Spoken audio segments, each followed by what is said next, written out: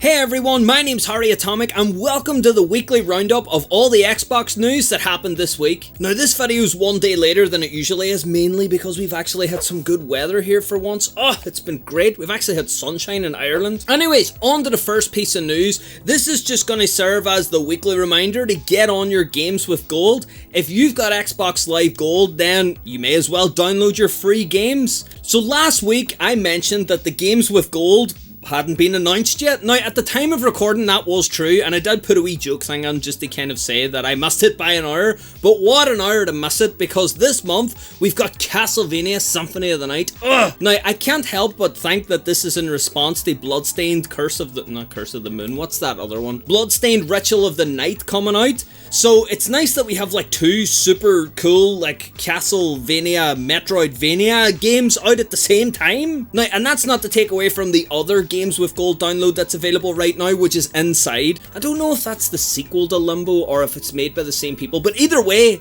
it's Limbo-esque. If you like Limbo, then you'll like Inside, so you may as well give it a go. I mean, it's free if you've got gold. Now, also speaking of free games, there was another free game announced this week as well, which at the time of recording this will go up on a Sunday, so you have until the end of the night to play it. I mean, if you're doing nothing else on a Sunday night, you may as well get on the end of the free weekend. So it was announced on the Xbox Wire blog that Grip Combat Racing would be free for this weekend. Now, over the past while, Microsoft have been doing a lot of these free game weekends, and I think they're great. I mean, it's usually titles that I personally wouldn't have tried otherwise, or would have just sort of tried on a whim, but it's nice to have the free option there, and if you like it, you can always pick it up afterwards. So on to our final two pieces of Xbox news this week, and oh, they are good this week. So the Gears 5 versus multiplayer tech test was announced. It just rolls right off the tongue. Essentially what this is the online multiplayer beta load test for Gears 5. Now this tech test is available for anyone with Xbox Game Pass or anyone who pre-orders the physical version. Now if you have Xbox Gold as well, you may as well jump on the offer quick and upgrade all of your gold for like £1 or $1 so that you get Game Pass Ultimate. You'll get loads of free games, but you'll also then get access to this multiplayer demo.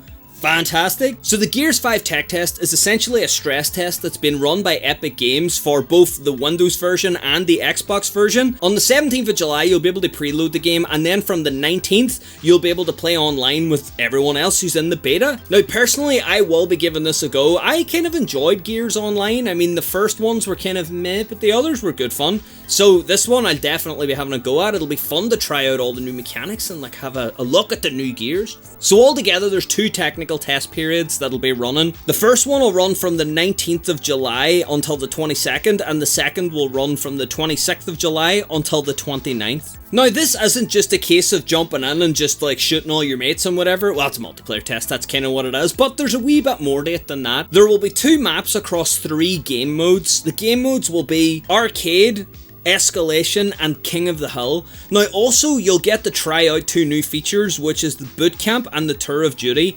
The Boot Camp is where you'll get to practice all your skills. I think that's kind of like a training area, and the Tour of Duty will be where you can complete medals and you'll be able to unlock skins for weapons that you'll be able to use in the retail release of Gears 5. Personally, I think that these incentives are a great idea for people to get involved in the beta, especially with the Game Pass deal that's going on at the moment. You'd be able to just upgrade your gold for £1 and get access to this. So I think there'll be tons of people playing during both of these weekends, so may as well jump on and hopefully I'll see you there. So the final piece of news this week is in direct contradiction to something I said last week, which I suppose whenever you're just dealing with the weekly headlines, things are gonna be sort of up and down and news is kind of coming from everywhere, so you know, yep. So originally what the idea was is that Microsoft were developing 2 versions of the next generation Xbox, which we now know as Project Scarlett. Last week there was a piece of news that mentioned that this had been powered back to 1, and I said that it wasn't really much of a surprise because of, you know, the whole idea behind cloud gaming and the fact that only 1 was announced, but it seems that we may have been a bit premature on that.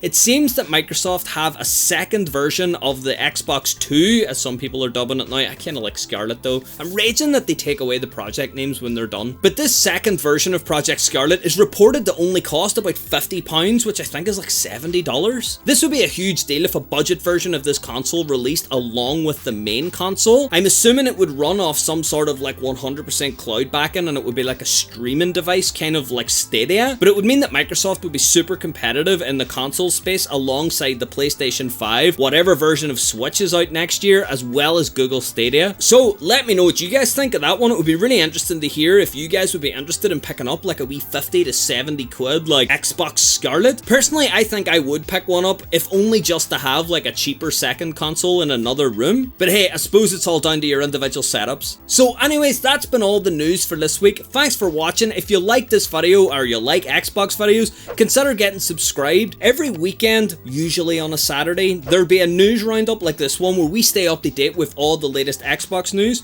Monday will be a video based on just anything Xbox, and then Wednesdays is community day where you can suggest a video to me and I'll go ahead and make it. Now, if you want to talk about any of the news that has been mentioned today, or you want to just chat to other Xbox users about anything Xbox, consider joining the Xbox 360 Hub Discord.